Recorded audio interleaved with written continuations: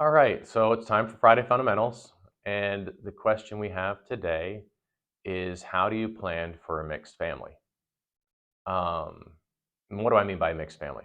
Mixed family is like the Brady Bunch, right? You have kids that are his, hers, and ours.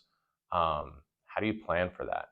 Well, it's difficult. And so this is kind of where you have to make sure you have a good relationship with your attorney, because your revocable living trust is not going to be similar to most anybody else's, because you do have to plan for each of your children specifically.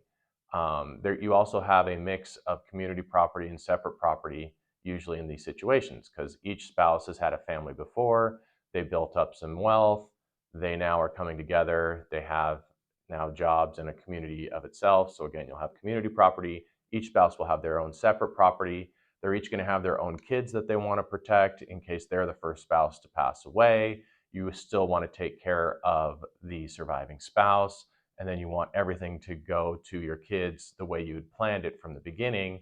And then what happens if you pass away and your spouse then finds somebody else? There's more planning that has to go into it. So it involves a lot of different things like marital trusts, bypass trusts, survivors trust planning.